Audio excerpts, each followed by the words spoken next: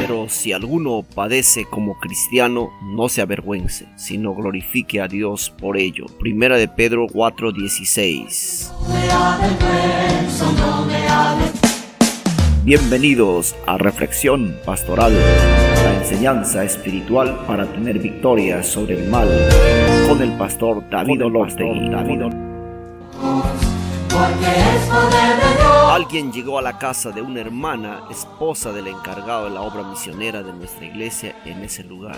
Ese alguien era una señora vendedora de ropas que entre conversa y conversa, esta señora le preguntó a la hermana si el lugar era una cuna para niños, debido a que vio las sillas y mesas pequeñas, a lo que nuestra hermana respondió que allí se realizaba la escuela dominical para los niños. La señora le siguió interrogando si allí asistían adultos o no, que si venían o no y por qué no venían. Entre una y otras preguntas a manera de crítica, finalmente llegó a decirle: ¿no te aburre todo esto? Bueno, en todo este diálogo puedo observar la manera como se presenta el desánimo tratando de avergonzarnos de la vida cristiana o de las cosas que hacemos en la vida cristiana. La vergüenza podría ser en alguna forma una actitud positiva cuando por medio de ella tomamos decisiones que alinean nuestra vida a un camino correcto. Pero en otras oportunidades la vergüenza nos intimida para apartarnos de buenos caminos, caminos que realzan nuestro accionar en este mundo. Cuando esto suceda, usted debe tener en cuenta las siguientes cosas.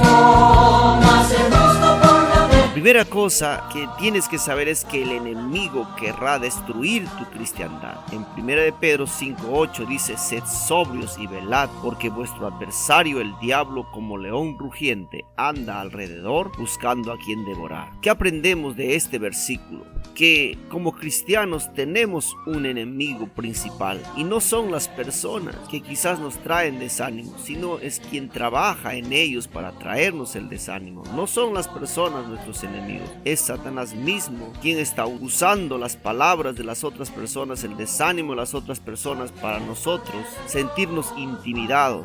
Pero la palabra de Dios nos exhorta a estar atentos, a estar constantes en la lectura de su palabra, que es el alimento espiritual que nos fortalece. Pero no te olvides que siempre el enemigo estará trabajando para desanimarte y de esta manera avergonzarte de lo que tú estás haciendo.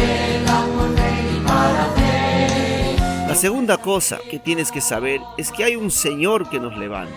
En Romanos 14:4 dice: ¿tú quién eres que juzgas al criado ajeno? Para su propio Señor está en pie o cae, pero estará firme, porque poderoso es el Señor para hacerle estar firme. En este versículo aprendemos que tenemos un Señor. Ese Señor es nuestro Señor Jesucristo. Él es el que nos mantiene en pie. Cuando nosotros hemos recibido a Cristo, lo hemos recibido como nuestro Señor y Salvador.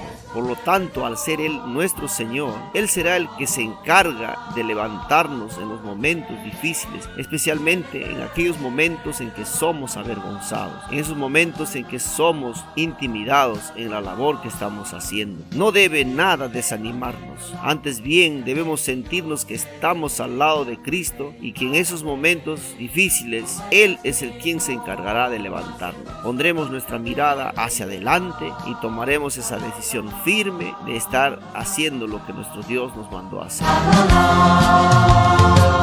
La tercera cosa, en Romanos 16:1 dice: porque no me avergüenzo del evangelio, porque es poder de Dios para salvación a todo aquel que cree, al judío primeramente y también al griego. En esta primera parte de Romanos 16 nos exhorta a no avergonzarnos del evangelio. ¿Por qué? Porque el evangelio es poder de Dios. No somos nosotros quienes tenemos poder. No somos nosotros quienes debemos ser admirados. Nosotros solamente cumplimos el papel de siervos, de instrumentos que somos usados para la gloria de Dios. De donde emana el poder es a través del Evangelio o del Evangelio. De allí emana el poder. El Evangelio es la muerte de nuestro Señor Jesucristo. La muerte implica la vida de nuestro Señor Jesucristo en este mundo, que fue un testimonio perfecto. Este Cordero, nuestro Señor Jesucristo, fue llevado a la cruz del Calvario. Allí es donde murió. Este Cordero también, después de su muerte, fue enterrado y al tercer día resucitó resucitó. La muerte quizás nos quita la esperanza, pero la resurrección nos devuelve la esperanza. Y eso es lo que sucedió con nuestro Señor Jesucristo. Él resucitó para esperanza de todos aquellos que creen en Él. Así que, mi querido hermano, en todo lo que tú estás haciendo, en lo que estás laborando, no debes sentir vergüenza de ello, más bien debes glorificar a Dios, porque el poder que tú llevas está en el poder del Evangelio. El Evangelio que debe ser anunciado a todo el mundo para que crean en nuestro Señor Jesucristo.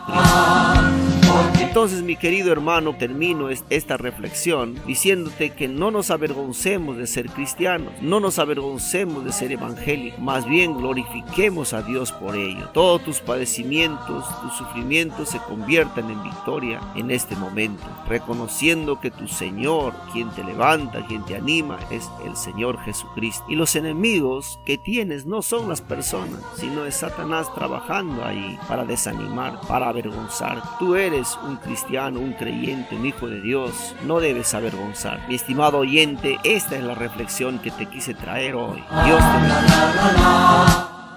Si no tienes una iglesia donde asistir, te invito a la mía, Iglesia Bautista Monte Hebrón de Pucallpa, ubicada en calle 3, Manzana E, lote 6, Las Colinas. Puedes asistir a nuestros cultos, principalmente el culto del domingo, a las 9 de la mañana y a las 7:30 de la noche.